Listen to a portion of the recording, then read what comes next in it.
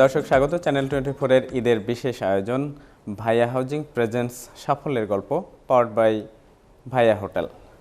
সাথে আছি ইমদাদ হক। আজ আমরা কথা বলবো এদেশের তরুণ একজন সফল উদ্যোক্তা বিজিএমই এর ডাইরেক্টর, সেই সাথে ইভেন্টস গ্রুপের ডাইরেক্টর শাহরাইদ চৌধুরীর সাথে। স্বাগত আপনাকে। ঈদের একটা নান্দনিক পরিবেশ, উৎসব মুখর একটা সময়। এই সময়টাতে উদ্যোক্তাদের তো ব্যস্ত একটা সময় বরাবরই কাটাতে হয়, ঈদের সময় এই ব্যস্ততার ধরনটা কেমন থাকে? আমার ব্যবসায়িক যাচ্ছে কিন্তু শুরু রিটেল দিয়ে। এখন রিটেল লাইনে যারা আছেন তারা বুঝবে যে ঈদের দিন কিন্তু আমাদের প্রথম দিন চলে যায় শুধু ঘুমের মধ্যে, কারণ আমরা সারা রাত জেগে থাকি, ক্লোজিং হয়, দোকান সব বন্ধ হয়, ক্যাশ কাউন্টিং চলে, কাস্টমাররা দেখা যায় চাঁদ রাত একদম ভোর পর্যন্ত থাকে। আপনি ধরে নিতে পারেন যে ঈদ আসলে আমাদের সেকেন্ড ডে থেকে শুরু হয়। আর যদি আমার কথা জিজ্ঞেস করেন, আমার প্রথমে যেটা করি যে ফ্যামিলির সাথে আগে সকালে না ঘুমাই, বাবার সাথে আমার বড় ভাই, আমার দুই ছেলে, আমরা আগে নামাজে যাই, নামাজ পড়ে এসে তারপর ফ্যামিলিকে সময় দেওয়া, ওই না ঘুমা অবস্থা কিন্তু। তারপর দেখা যায় ফ্যামিলিকে টাইম দিয়ে ফ্যামিলির বাসায়, কয়েকজনের বাসায় যাই, শ্বশুর-শাশুড়ির বাসায় যাই, গিয়ে তারপর দুপুরে এসে একটা রেস্ট নেওয়া হয়। তারপর তো রাত্রেবেলা আবার গেট টুগেদার হয়, বন্ধুদের সাথে দেখা হয়।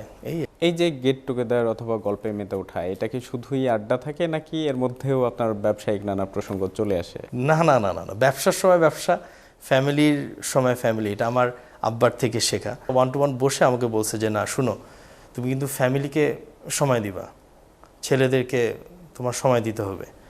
তো ওনার থেকে জিনিসটা আসলে শেখা যে এখানে সব কিছুরই একটা লিমিট আছে, সব কিছুরই টাইম আছে।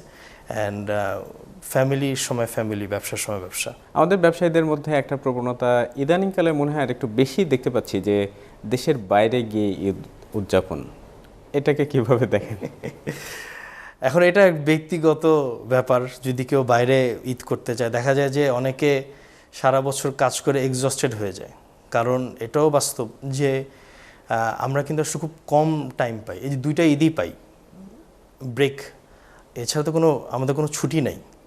এখন চাইনিজ নিউ ইয়ার যদি দেখি, তারা 1 মাস ব্যাপী হলিডে করে, আমার তো এই সুযোগটা নেই।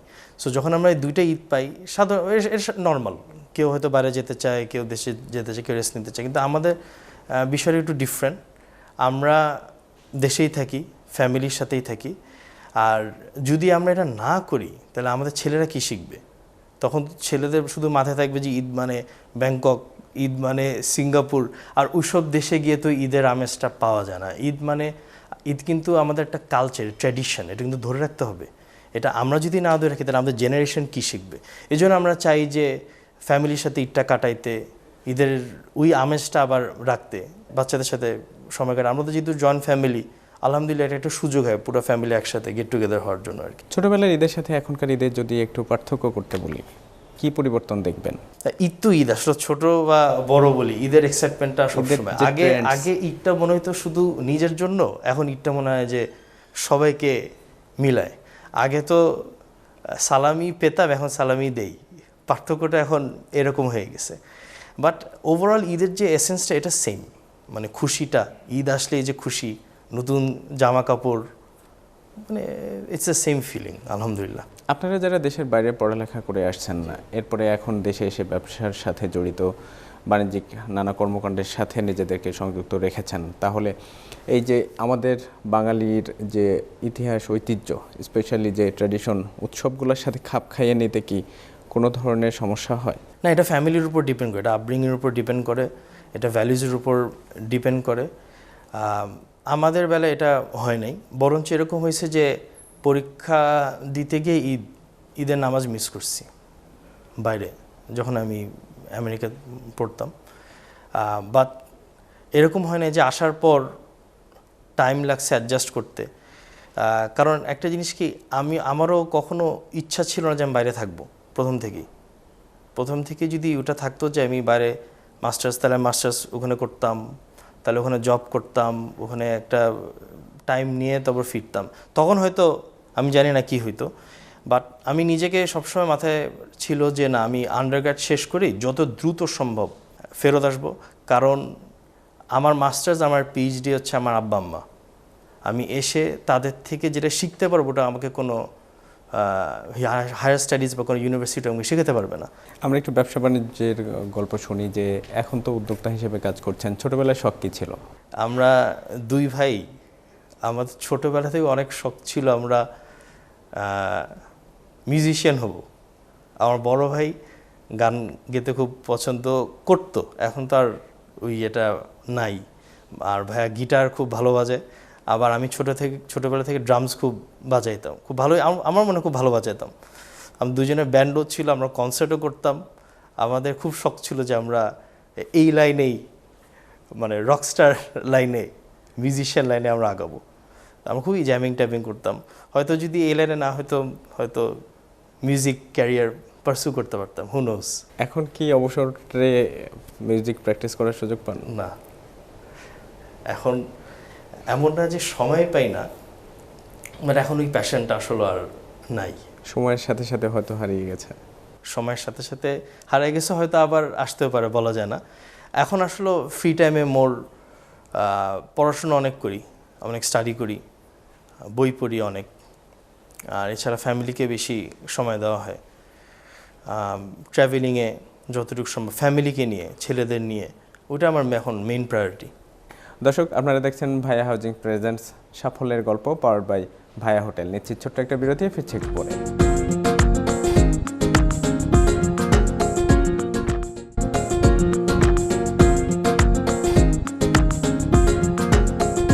দর্শক, আপনারা দেখছেন ভাইয়া হাউজিং প্রেজেন্টস সাফল্যের গল্প, পাওয়ার্ড বাই ভাইয়া হোটেল। আমরা কথা বলছি বিজিএম এর ডাইরেক্টর, ইভেন্টস গ্রুপের ডাইরেক্টর শাহরাজ চৌধুরীর সাথে। আপনার প্রথম প্রজন্মের যে চ্যালেঞ্জ আর তৃতীয় প্রজন্মের চ্যালেঞ্জ, দুইটা চ্যালেঞ্জের ধরনটা কেমন? এখন উদ্যোক্তা হিসেবে, এই গ্রুপের পরিচালক হিসেবে আপনি কি ধরনের সমস্যা অথবা চ্যালেঞ্জের মধ্য দিয়ে যাচ্ছেন? চ্যালেঞ্জ বা সমস্যা এটা নেভার এন্ডিং। যে কাজ করে তার ভুল হয়, যে কাজ করে না তার কোনো ভুল হয় না। আমাদের পজিশনে যত আমরা ডিসিশন নিতে পারি, যত কম ভুল করা যায়, বাট ভুল যে করি নাই সেটা না, ওখান থেকে আসলে আমরা লেসনগুলো নিয়ে রিকভার করা। আর ইম্পর্টেন্ট হচ্ছে গিয়ে যদি বোর্ডের সাপোর্টটা থাকে, যদি পার্টনারদের সাপোর্ট থাকে, সবার আন্ডারস্ট্যান্ডিংটা যদি ক্লিয়ার থাকে, তাহলে, আর যদি ট্রান্সপারেন্সি থাকে, ভুল করে যদি আমি রেসপন্সিবিলিটিটা মেনে নিই বা আমি যদি নিয়ে যদি আমি শেয়ার করে আমি যদি মুভ ফরওয়ার্ড করি, এখান থেকে যদি শিখতে পারি, দ্যাট ইজ মোর ইম্পর্টেন্ট। ওই চ্যালেঞ্জ ফেস করলাম, ভুল করলাম, তারপর এটা নিয়ে আমি সারা রাত টেনশন করলাম, ঘুম হচ্ছে না, এটা হলে হবে না। আমি মার সাথে ওপেন শেয়ার করি যদি পার্সোনাল কিছু হয়, আর যদি ব্যবসায়িক কিছু হয় আমি বাবার সাথে যাই, আমি দেখি যে ইজি আমাকে করে দিতে পারে।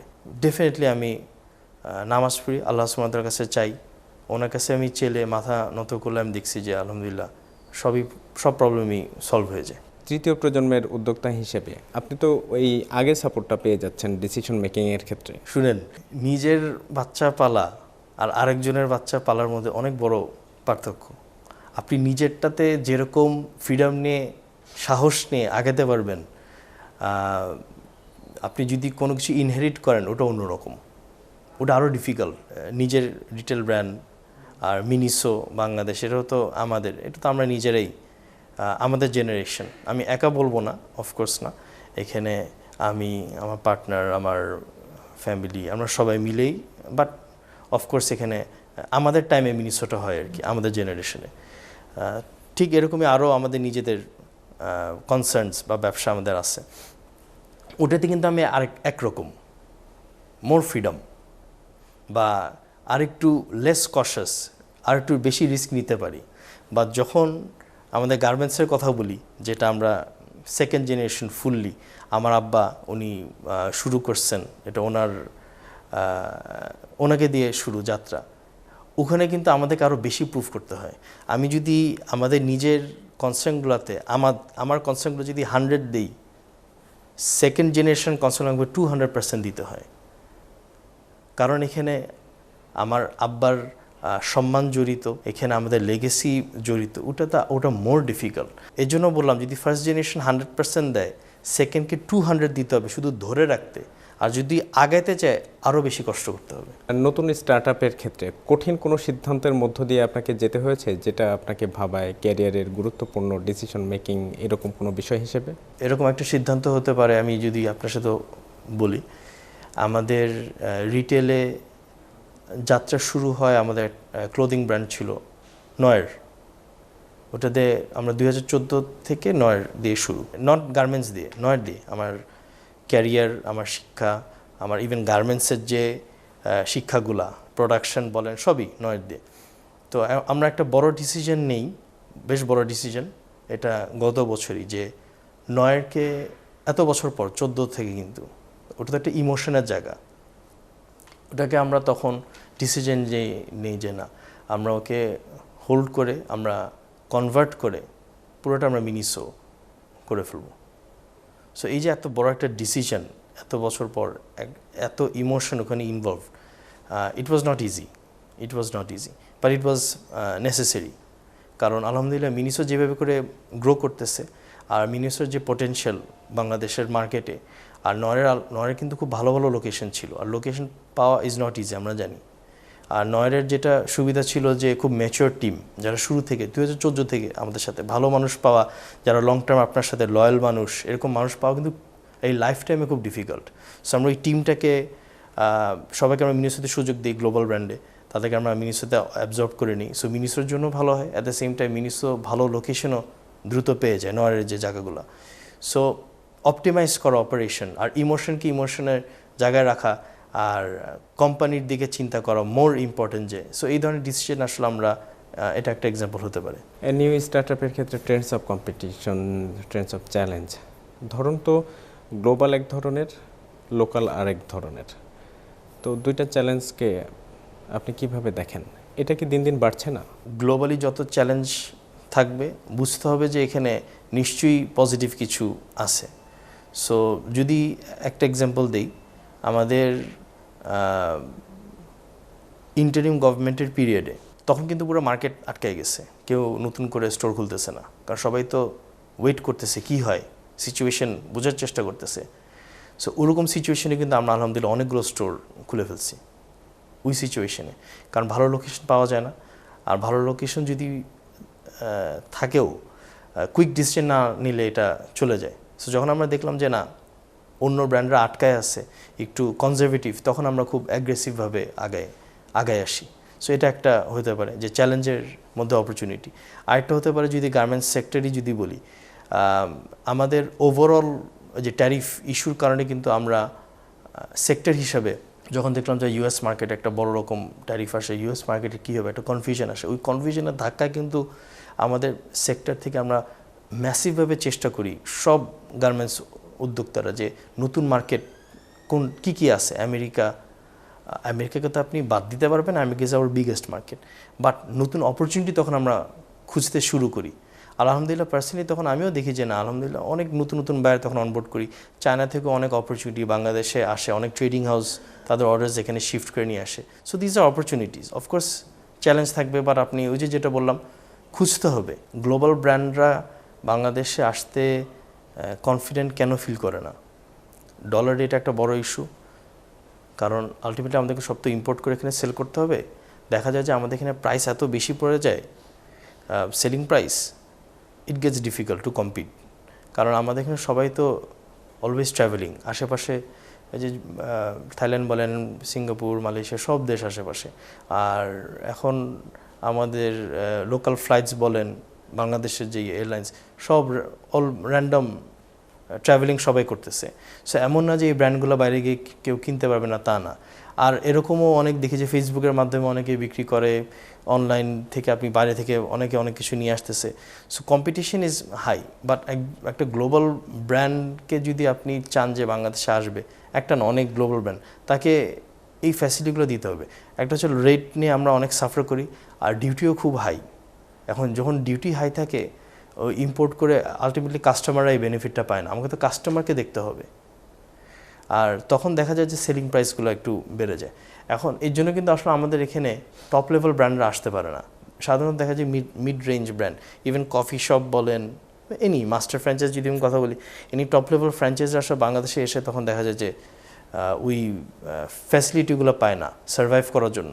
অ্যাজ এ রেজাল্ট যেটা হয় যে আমরাও যে একটা গ্লোবালি নিজেদেরকে পজিশন করব, আমরা যে ওপেন আপ করব বিদেশিদেরকে, ট্যুরিজমকে, কারণ আলটিমেটলি আমার দেশটা তো ডিপেন্ড করে গার্মেন্টস সেক্টরের উপর। এই যে বাইরেরা আসে বাংলাদেশে, এসেই তারা করে কি, তাদের আইটিনিটি খুব কম, একদম শর্ট, আসে থাকতে চায় একদম ইয়েতে, এয়ারপোর্টের আশেপাশে কোনো হোটেল নিবে, নিয়ে প্রথম দিন এসে ফ্যাক্টরি ভিজিট করে পারলে রাত্রেবেলা চলে যায়। আমার তো ভিশন থাকা উচিত যে না, তাকে এখানে কমফর্টটা দিতে হবে।